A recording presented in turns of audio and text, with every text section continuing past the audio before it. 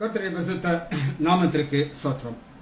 Abundance பரிபூர்ணம் என்ற செய்தியில இன்னைக்கு 3வது செய்தியை தியானிக்க இருக்கிறோம். ஜெபத்தோடு இந்த செய்திக்குள்ளே கடன் சொல்வோம். கர்த்தரை நம்பியே ஜீவிப்பாம், கவலை கஷ்டங்கள் தீர்ந்திடம், கைவிட காத்திடும் பரமனின் கரங்களை பற்றி கொள்வாம், கைவிட காத்திடும் பரமனின் கரங்களை நாம் பற்றி கொள்வாம். உண்மை வழி நடந்திடும் உத்தமனுக்கென்றும் கர்த்தர் துணை, உண்மை வழி நடந்திடும் உத்தமனுக்கென்றும் கர்த்தர் துணை, கண்கள் அவன் மேல் வைத்திடுவார், கருத்தாய் காத்திடுவார், கண்கள் அவன் மேல் வைத்திடுவார், கருத்தாய் காத்திடுவார். கர்த்தரை நம்பியே ஜீவிப்போம், கவலை கஷ்டங்கள் தீர்ந்திடும், கைவிட காத்திடும் பரமனின் கரங்களை நாம் பற்றி கொள்வோம்.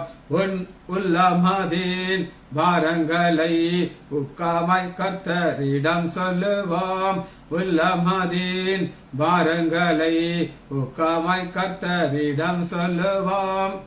இக்கட்டு நேரத்தில் கூப்பிடுவாம், இயேசு வந்தாதரிப்பார், இக்கட்டு நேரத்தில் கூப்பிடுவாம், இயேசு வந்தாதரிப்பார்.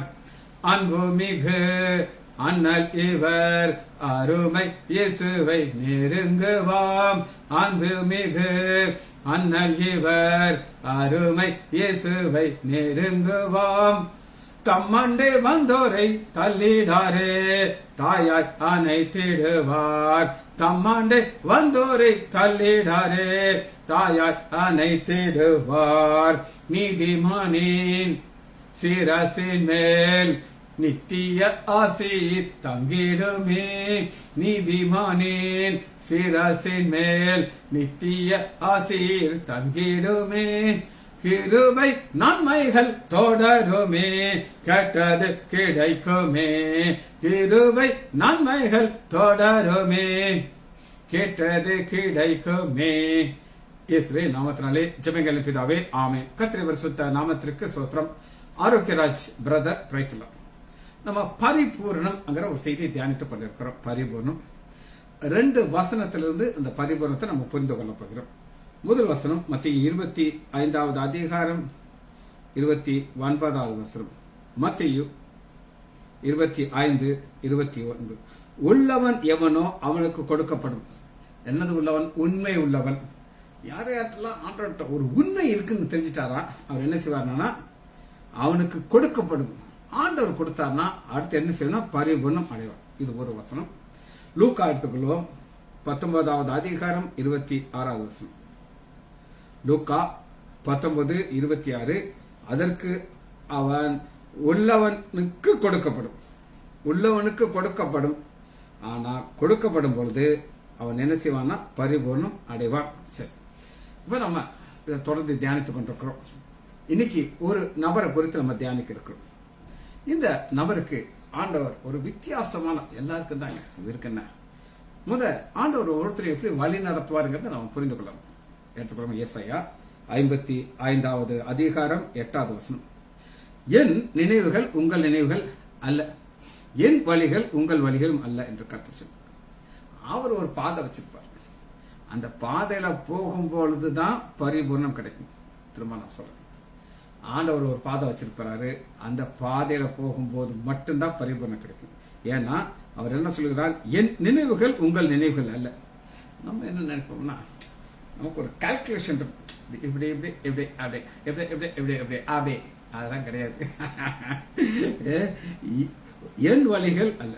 பூமியை பார்க்கலும் வானங்கள் எப்படி உயர்ந்திருக்கிறதோ அப்படியே உங்கள் வழியை பார்க்கலும் என் வழிகளும், உங்கள் நிலையை பார்க்கலும் என் உயர்ந்து. இதுதான் ஆண்டவருடைய டெக்னிக். சரி, ஒரு நபரை அவங்களுக்கு காட்டப்படுது.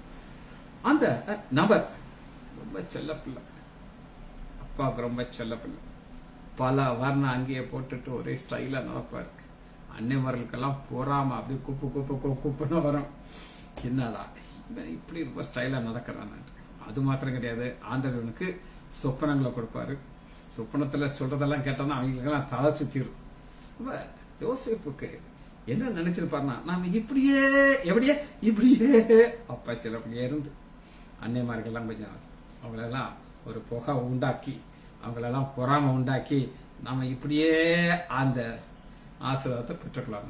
இன்னும் அதான் இப்ப யோசேப்பு பரிபூர்ண அடைய ஆண்டவர் 3 எஜமான்களை ஆயத்தம் பண்ணி வச்சிருந்தார். 3 எஜமான்கள் கேட்டுக்கோங்க. ஒருத்தருக்கு பரிபூர்ண அடையணும்னு சொல்லி ஆண்டவர் பிளான்ல போட்டாரு. ஒன்னே ஒண்ணுதான் கேட்கிறாரு, நீ உண்மை இருக்காப்பா அப்படிங்கிறாரு. இந்த உண்மை மாத்திரம் இருந்தா போதும். ஆண்டவர் செய்வாரு, எஜமான் நம்பர் 1, எஜமான் நம்பர் 2, எஜமான் நம்பர் 3, 3 எஜமான்களை கொண்டு வருவாரு. கொண்டு வந்து உயர்த்திடுவார். அவர் நினைக்க முடியாத அளவுக்கு உயர்த்திடுவார். சரி, முதல் எஜமான நான் உங்களுக்கு காட்டுறேன். ஆதியாகமம் 39வது அதிகாரம் 1 வசனம். யோசேப்பு எகிப்துக்கு கொண்டு போகப்பட்டான். யோசேப்பு எகிப்துக்கு போகும்போது எவ்வளவு ஒரு வருத்தத்தோடு இருந்திருப்பார் அப்படின்னு கேட்டீங்கன்னா, பாருங்க, இவர் ஃபர்ஸ்ட் பேமெண்ட் இஸ்மவேலுக்கு 20 வெள்ளிக்காசுக்கு விற்று போட்டார். அப்ப 20 வெள்ளிக்காசுக்கு வாங்கின இந்த வியாபாரிகள் 10 வெள்ளிக்காசுக்கு விற்பாங்களா? இன்னும் கூடுதலா கொடுத்திருக்காரு. அப்ப யோசேப்பு ஆதியாகமம் 39வது அதிகாரம் எகிப்துக்கு கொண்டு போகப்பட்டான். பார்வோனுடைய பிரதானி தலியாருக்கு அதிபதியாகிய போர்த்திபார் என்னும் எகிப்து தேசத்தான் அவனை ஒருத்தருக்கு விலை கொடுத்து வாங்கினான். 20 வெள்ளிக்காசு 40,000 நான் நினைக்கிறேன். நம்ம டபுள் பண்ணி தான் கொடுப்பாங்க. இப்ப இந்த போர்த்திபார் காசு கொடுத்து வாங்கிட்டார்.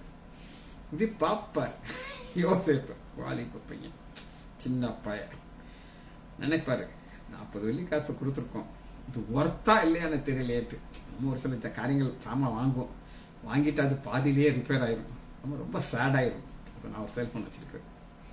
ஸ்டீஃபன் சொன்னார், இந்த போன் ரொம்ப நல்லா இருக்குதுங்க, இது வாங்குங்கன்ட்டு. கொஞ்சம் எனக்கு யோசனையா இருந்துச்சு. சரி, ஸ்டீஃபன் சொன்னா அது ரைட்டா இருக்கும். ஆனா இத்தனை வருஷமா இருக்கு, இப்பதான் அந்த பேட்டரியுடைய ஸ்ட்ரென்த் குறையுது, மற்றபடி பர்ஃபெக்டா இருக்கு. நான் கொடுத்த காசுக்கு எனக்கு ஐம் வெரி ஹாப்பி. ஆனா யோசேப்பு பார்த்துட்டு அப்படியே அந்த ஓனர் பார்க்கிற போத்திபர் பார்த்துட்டு உடனே இங்க ஒரு அட்டாச்மெண்ட் அவனுக்கு சேர்த்து அவர் வந்திருக்க. ஆனா அது அவருக்கு தெரியாது. ஒண்ணு வாங்கும்போது அந்த யோசேப்போட ஒரு அட்டாச்மெண்ட் என்ன சொல்லுங்க, செல்போன். இந்த போன் எதுக்காக பேசுறதுக்கு தான். ஆனா இப்ப ஜானகி அம்மா பாக்குது, கவிதா கேன்டீன்ல இருந்து பாக்குது, ஆரோக்கியராஜ் பாக்குறாரு. அப்ப இதெல்லாம் அட்டாச்மெண்ட். புரியுதா உங்களுக்கு? இந்த அட்டாச்மெண்ட் என்ன அப்படின்னு கேட்டீங்கன்னா, 2வது கர்த்தர் யோசேப்போட இருந்தார். யோசேப்புக்கு தெரியும் ஆண்டவர் என் கூட இருக்காரு. நல்லா கேட்டிருக்கோம். யோசேப்பு வந்து என்னைக்குமே விசுவாசம் குறையவே கிடையாது. தெரியும் என் கூட ஆண்டவர் இருக்காரு. எப்படி அவருக்கு தெரிஞ்சிச்சு, ஆனா முதல் எஜமானனுக்கு எப்படி அது புரிஞ்சது அப்படின்னு கேட்டீங்கன்னா, 2வது அவன் காரிய சித்தி உள்ளவனானா, அவன் எகிப்தியனாகிய தன் எஜமானுடைய வீட்டில் இருந்தான். காரிய சித்தி உள்ளவனா இருந்தான் அப்படின்னா என்ன அர்த்தம் அப்படின்னு கேட்டீங்கன்னா, ஒரு 10 அடிமைகள் யோசேப்பு மாதிரி வாங்கியிருப்பார். 10 பேருக்கு வேலை கொடுக்குறாங்க. ஒரு குட்டி கதை சொல்றேன், அப்பதான் அது உங்களுக்கு புரியும். சரி, ஒரு கதை நான் சொன்னா இந்த செய்தி உங்களுக்கு புரியும். ஒரு ராஜா, அந்த ராஜாட்ட ஒரு 10 மந்திரிமார்கள் இருந்தாங்க. அதுல ரொம்ப யங் மந்திரி, அவனுக்கு மட்டும் டபுள் சேலரி கொடுத்துருப்பாரு. எவ்வளவு டபுள் சேலரி, இது 9 பேர் ஒரே போக இதுனாங்க. நீங்க உங்களுக்கு அவனுக்கு தான் நீங்க சம்பளம் கொடுப்பீங்க, எங்களுக்கெல்லாம் அதே சம்பளம் தானே. ஒரு சின்ன டெஸ்ட் வைக்கிறார். போயிட்டே இருக்காங்க. ஒரு இடத்துல ஒரு மாட்டு வண்டியில ஒரு 100 பானைகளை கட்டி அது போயிட்டு இருக்கு வேலைக்கு. இப்ப ராஜா சொல்றாரு, போய் அது எந்த ஊருக்கு போகுது அப்படின்னு கேட்டுவாங்க. குடுகுடுன்னு வர்றான். சார், மதுரைக்கு போதான் சார். சரி, மாட்டான். எத்தனை பானை இருக்குன்னு கேட்டோம். மறுபடியும் ஓடுறான், தடத்தடங்க 100 பானை இருக்கு சார். திரும்ப வர்றான். அது என்ன அழைக்க வைக்கிறான்ட்டு தடத்தடன்னு ஓடுறான். சார், 10 ரூபாய் சார் ஒரு பானை. இப்படி இந்த மந்திரி அனுப்புறாரு, போய் கேட்டு வாப்பான்ட்டு. அவன் போறான். வந்து எல்லாத்துக்கும் ஆன்சரோட வர்றான். ராஜா, இது செஞ்சப்படுற இடம் எங்க, அங்க உள்ள மண்ணு தான் பெஸ்ட் மண்ணா, அந்த ஊர்ல நல்ல பிசினஸ் இருக்கு, நமக்கு டாக்ஸ் எவ்வளவு வருதுன்னு தெரியுமா ராஜா? ஒரு பானைக்கு நமக்கு இங்கே டாக்ஸ் வந்துருது, அங்க போய் நேரத்துல இந்த ஒரு பானை 10 ரூபாய்க்கு வைக்கிறாங்கன்னா அதுல உங்களுக்கு 5 ரூபா தான் நடக்க வேலை அப்படின்னு கட்ட கட்ட கட்ட கடன்னு சொல்லு. நீ முட்டா பையன், நீ ஓடி ஓடி ஓடி ஓடி கேட்ட. இவருக்கு தெரியும் நான் என்னெல்லாம் என் மனத்துல கேள்வி இருக்கோ எல்லாத்தையும் ஆன்சர் வந்திருக்கேன். அதான் காரிய சித்தி உள்ளவன். அத முதல் எஜமானுக்கு புரிஞ்சுக்கிட்டாரு. அப்ப நினைச்சிருப்பாரு, ரைட்டாப்பா 40 வெள்ளிக்காசு கொடுத்தது நல்லதான் போச்சு, நட்டம் கிடையாதுன்ட்டு. அடுத்து பாருங்க, கர்த்தர் அவன் செய்யற யாவை வாய்க்க பண்ணுறான் அவன் எஜமான் கண்டு. இப்ப பார்க்கும்போது வித்தியாசமா பார்க்க, இது சாதாரண ஒரு அடிமைன்னு பார்த்தானா என்ன வேலை கொடுத்தாலும் சூப்பரா செஞ்சிடான் ஐயா, இதை விட ஒருத்தனை செஞ்சு கொடுக்க முடியாது. நான் நிறைய பார்த்துருக்கேன். அவங்கள்ட்ட அவங்க வேலையை கொடுத்துட்டேன், அதுக்கப்புறம் நம்ம கேட்க வேண்டியது போய் கடை கடைன்னு பிடிச்சிட்டு வந்துடும். எங்க பார்மசியில் ஒரு மேனேஜர் இருந்தார். அவரு ஒரு வேற ஒரு காஸ்ட், சுப்பீரியர் காஸ்டோட சேர்ந்தவர், பேர் சொல்ல மாட்டேன். ஒரு மோசமான மனிதன்னா அவர் மேனேஜரா சேர்ந்தாரு. என் தம்பி சொல்லுவார், டேய் ஏதாவது ஒரு காரியத்தை கெடுக்கணும்னா இந்த ஆள்கிட்ட கொடு, போய் கெடுத்துட்டு வந்துடுவாங்க, பிரச்சனை இல்லை. அந்த ஆளுக்கு ஒரு வேலையை சொன்னா அங்க போய் சண்டை போட்டு கிறுக்காக்கிட்டு சொன்னார், சார் நல்லா திட்டிட்டு வந்துடுங்க சார். வேலை சீக்கிரம் திட்டிட்டு வந்துடுங்க சார், அவன மனசு அவன்கிட்ட போய் யாராவது பேசுவாங்களாட்டு. அப்ப நான் சொல்றாரு ஆப்போசிட். அதனாலதான் யோசேப்புக்கு காசு கொடுத்து வாங்குறாரு. 20 வெள்ளிக்காசு ஆரம்ப பிரைஸ், இவர் 40வது கொடுத்துருப்பாரு நான் நினைக்கிறேன்.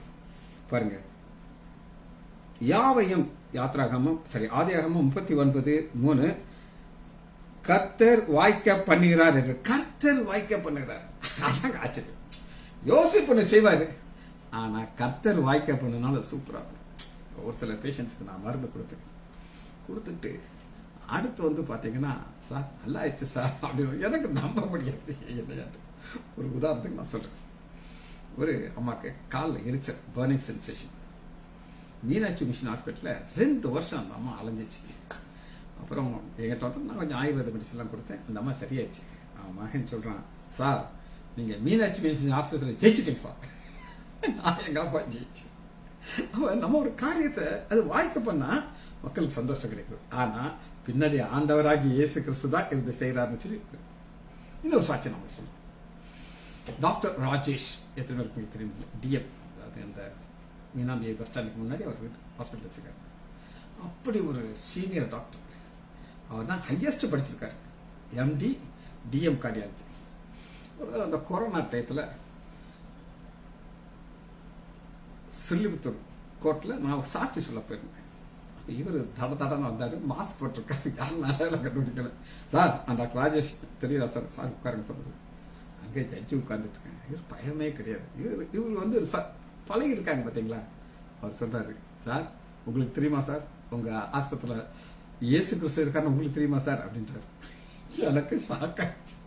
அவர் சொல்றாரு, சார் ஏன் பேசணும் உங்கள்கிட்ட வர்றாங்க சார், வந்துட்டு என்கிட்ட காட்டுறாங்க சார், நீங்களும் மருந்து கொடுத்தீங்களா சார், இது பாருங்க சரியா போச்சு சார்.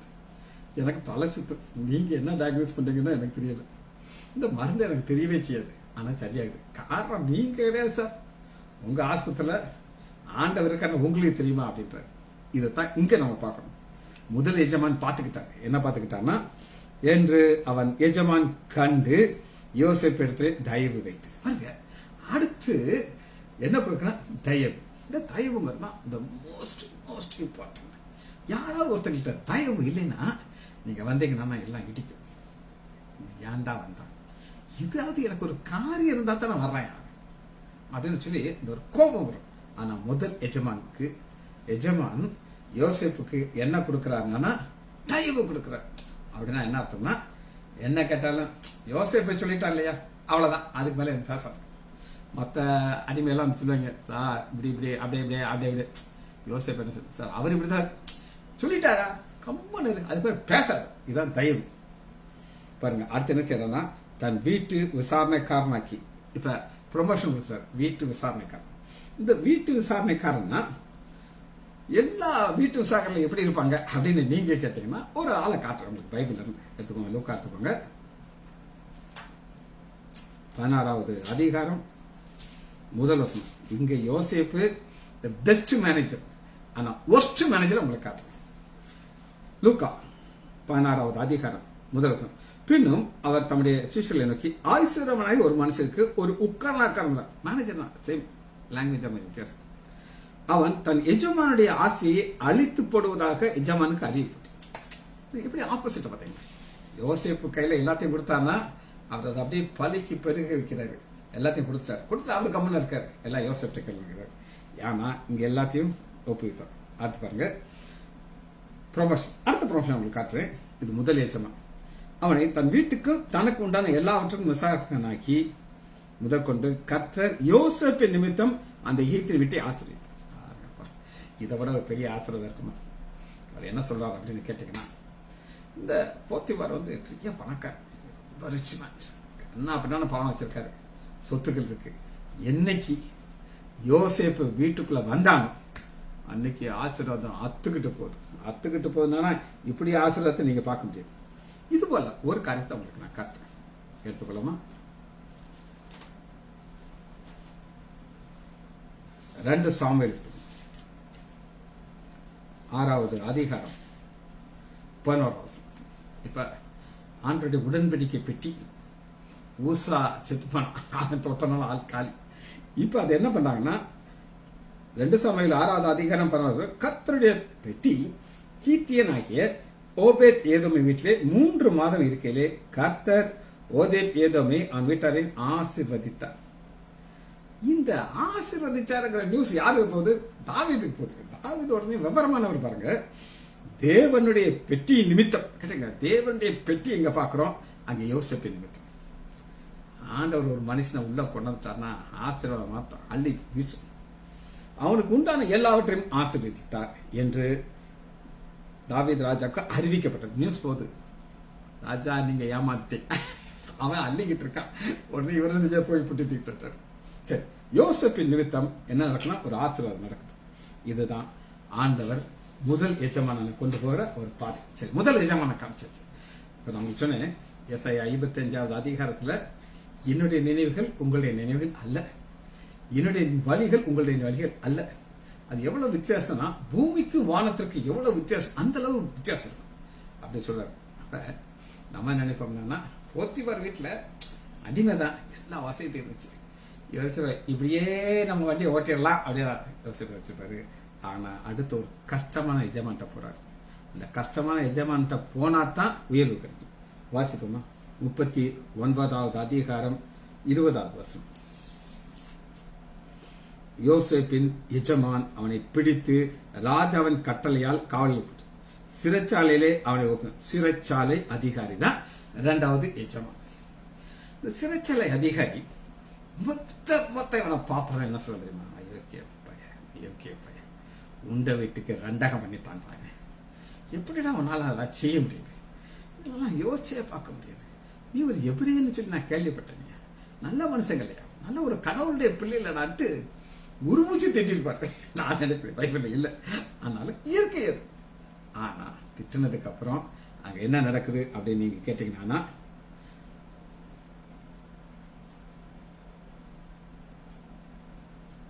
ஆண்டவர் அவனோட கூட இருக்கிறார்.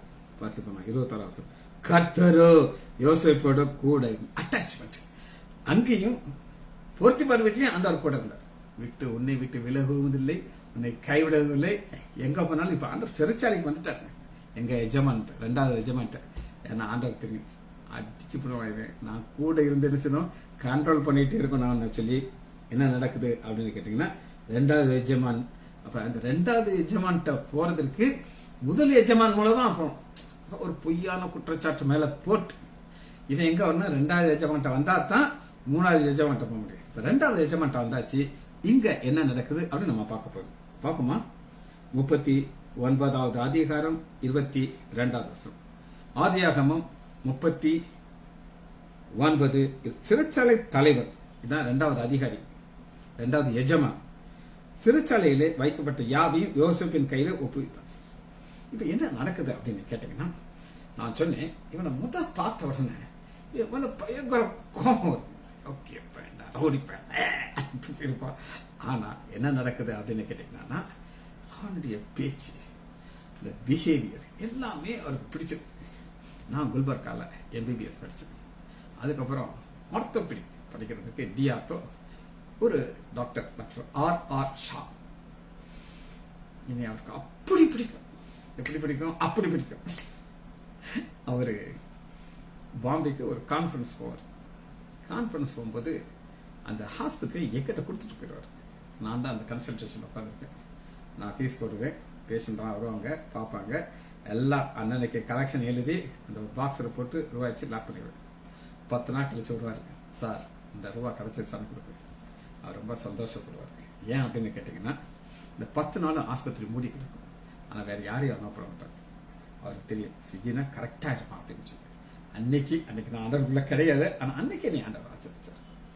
அவர் சொல்லுவாரு, நான் அந்த பாம்பேக்கு போனதுனால எனக்கு இவ்வளவு செலவு வந்துருச்சு, ஆனா நீ கொடுத்துருவானால பாதி எனக்கு ரிலீஃப் ஆயிடுச்சு அப்படின்னு சொல்லுவார். எனக்கு ரொம்ப சந்தோஷமா இருக்கும். ஆண்டவர் காரியத்தை வாய்க்க பண்ணுகிறார். காரணம் என்ன? 2வது எஜமான். சரி, இப்ப இதனால என்ன நடக்குது அப்படின்னு கேட்டீங்கன்னா, ஜெயில் கைதிகளோட ஒரு கனெக்ஷன் கிடைக்குது. இப்ப ஒரு சீஃப் ஒருத்தர் இருப்பார்.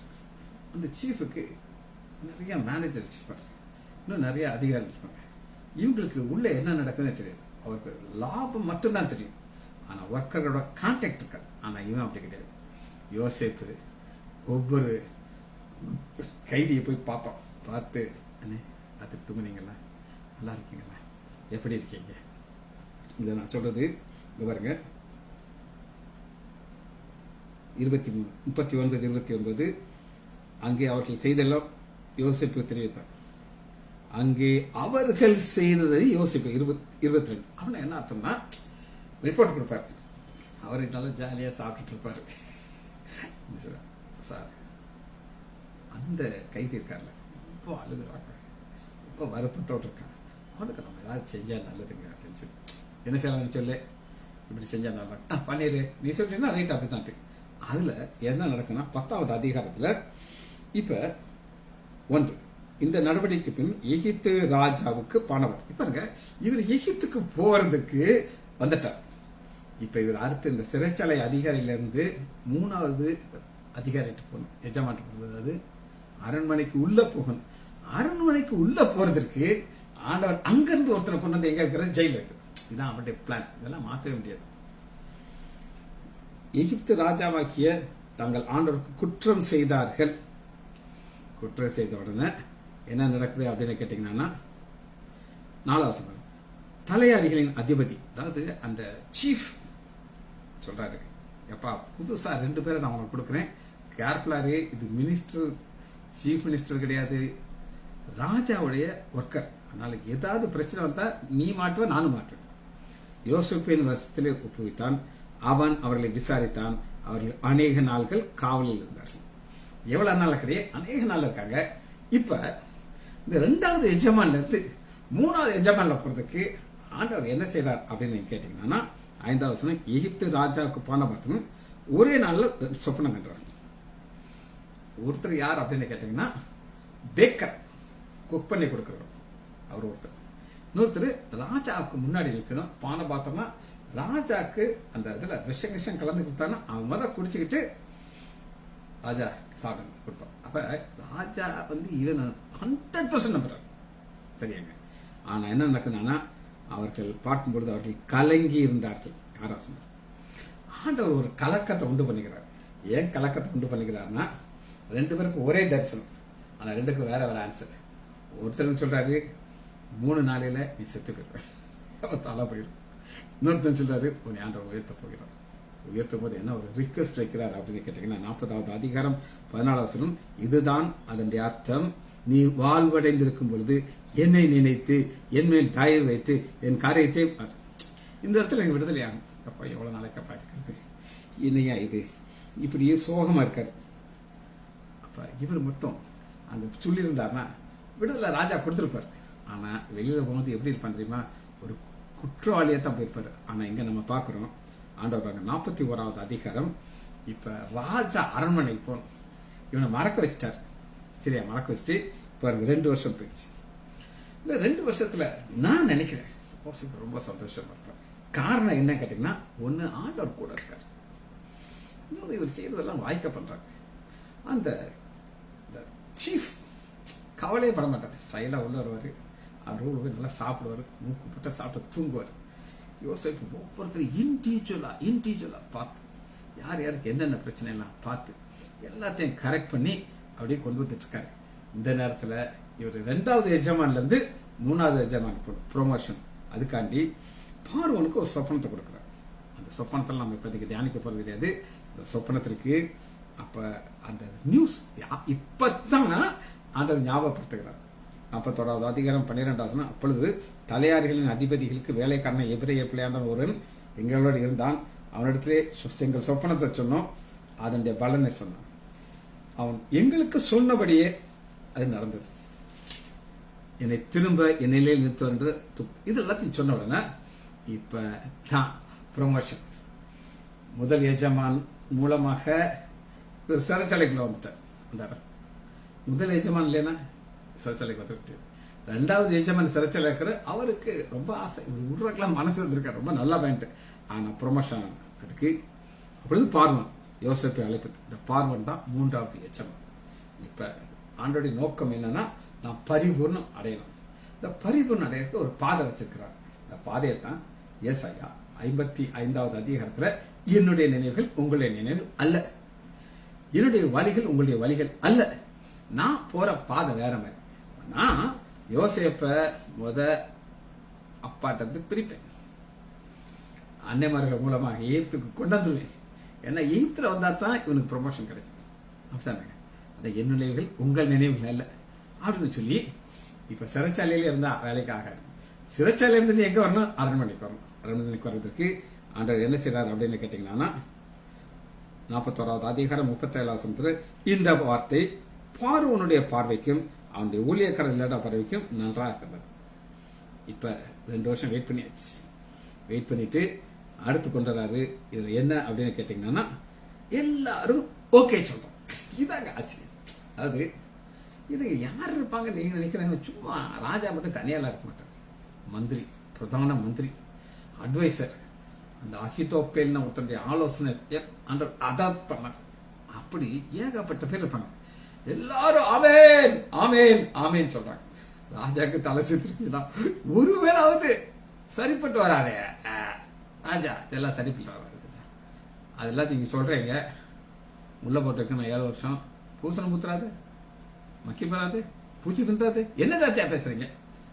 ஆனா அப்படி சொன்னா கூட இவர் என்ன பண்ணிருப்பார் தெரியுமா? உங்களுக்கு ஒரு பிளானிங் சொல்லியிருப்பார். பூச்சி வராம இருக்கு என்ன டெக்னிக், எப்படி பண்ணினா ஏர் டைட், எல்லா டீட்டெயிலும் சொல்லியிருப்பார். என்னால எல்லாத்தையும் நீயே பார்த்துக்கோப்பான்ட்டார். பாருங்க, 3வது எஜமான் மூலமா தான் இந்த பரிபூர்ணம் அடைகிறார். பாருங்க 38வது ஆதியாகமம் 41:38 3வது எஜமான் ஸ்டேட்மெண்ட். அப்பொழுது பார்வன் தன் ஊழியக்காரனை நோக்கி, தேவ ஆவியை பெற்ற இந்த மனுஷனை போல் வேற ஒருத்தரை நான் பார்க்க வேண்டிய. தேவ ஆவியை பெற்ற இந்த மனுஷன் எனக்கு தேவ ஆவி. இந்த தேவ ஆவிங்கிறது என்ன அப்படின்னு கேட்டீங்கன்னா, அந்த ஆவியானவர் இருந்தா தான் அந்த ஆலோசனை சரி வரும், இல்லைன்னா எதுவுமே ஒத்து வராது. ஒவ்வொருத்தருக்கும் ஒரு பாதை. தானியேலுடைய வாழ்க்கையை பார்த்தீங்கன்னா, தானியேலுக்கு ஆவியானவர் ஒரு வெளிச்சத்தை கொடுத்தார். எல்லாரும் கொல்றதுக்கு ரெடியா இருக்காங்க, இவனையும் பிடிக்க வர்றாங்க. ஆனா ஆவியானவர் தரிசனத்துக்கு விளக்கத்தை கொடுத்தார். அதுபோல இங்கே நம்ம பார்க்கிறோம். எப்படி பார்க்கிறோம் அப்படின்னு கேட்டீங்கன்னா 39 ஆதியாகமம் 41:39 பின்பு பார்வோன் யோசேப்பை நோக்கி, இதான் பரிபூர்ணம். முதல் எஜமான் மூலமாக எகிப்துக்குள்ள கொண்டாடப்பட்டார். இங்க இருந்து சிறைச்சாலை இருந்து பரிபூர்ணம். தேவன் இவைகளெல்லாம் உனக்கு வெளிப்படுத்திருக்கபடினாலே உன்னை போல விவேகமும் ஞானமும் உள்ள வேறு ஒரு பார்த்துக்கோங்க. எந்த அழகாக சொல்லியிருக்காரு அப்படின்னு கேட்டீங்கன்னா, அப்பா போட முடியல, ரைட், சரியா? அவ நீ என் அரண்மனைக்கு அதிகாரி பரிபூர்ணம். இந்த ப்ரமோஷன் யாராவது ஒரு மனுஷன் கொண்டு வர முடியுமா? சான்ஸே கிடையாது. ஏன் கொண்டு வர முடியாது அப்படின்னு நீங்க கேட்டீங்கன்னா, ஆண்டவர் ஒரு பாதையில வச்சிருக்கிறார். அந்த பாதையில போகும்போது நம்ம நினைக்கிற மாதிரி எதுவுமே நடக்குது. அது என் வழிகள் அவர் வழிகள் இல்லை. பாருங்க, நீ என் அரண்மனைக்கு அதிகாரியா, ஜெயில அதிகாரி, அங்கே அதிகாரி தான். ஆண்டோடைய பிள்ளைகளுக்கு எங்க பண்ணாலும் ப்ரொமோஷன். ஆனா சூழ்நிலை கொஞ்சம் கஷ்டமா தான் இருக்கும். நினைச்சிருப்பாரு, என்னைய எங்க தூக்கி போட்டாரே ஆண்டவர், எங்க அப்பா ஞாபகமா இருக்கு, எங்க அப்பா நான் பார்க்கணுமே என்ன அழுதுருப்பாரு. இல்லைன்னு நான் சொல்லல.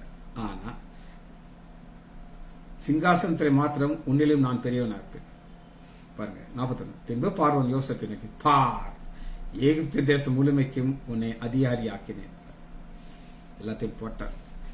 திரும்ப நான் சொல்றேன், ஆண்டோடைய நோக்கம் என்னன்னா, 2 வசனத்தில் ஆரம்பிச்சேன். அந்த வசனத்தை மட்டும் நம்ம வாசிச்சுட்டு முடிக்க போயிடும். லூக்கா 19:26. அதற்கு அவன், உள்ளவன் எல்லாம் கொடுக்கும். உள்ளவனுக்கு, அவன் எவனா இருந்தாலும் சரி, அவனுக்குள்ள மட்டும் உண்மையை தான் எல்லாம் கொடுத்துருவார். மத்திய 25:21. உள்ளவன் எவனோ அவனுக்கு கொடுக்கப்படும், பரிபூர்ணம் அடைவான். ஆண்டுடைய நோக்கம் பரிபூர்ணம் அடையும். ஜெபிச்சு படிப்போமா? மகா இரக்கமும் கருவேமில்ல பிதாவே, துதிக்கிறோம் ஐயா. செல்வி டீச்சருடைய அப்பாவுக்காக ஜெபிக்கிறோம் ஐயா. அவர்களுக்கு நோயினுடைய படுக்கையை மாற்றிப்பட உமக்கு லேசான காரியம் ஐயா. பரிசுத்த ஆவியானவர் இப்பொழுதே கிரியை செய்வதற்காக நன்றி ராஜா. எங்களுக்கு ஜெபத்தை கேட்கிறீர் ஐயா. நோயின் படுக்கையை மாற்றுவது உம்முடைய சித்தம், அதை நடத்துவதற்காக நன்றி ராஜா. பிள்ளைகள் ஒவ்வொருவரையும் என் ஆண்டவராகிய இயேசு கிறிஸ்துவின் நாமத்தினாலே ஆசீர்வதிக்கிறேன். இயேசுவின் நாமத்தினாலே ஜெபங்களை பிதாவே. ஆமேன், ஆமேன், ஆமேன்.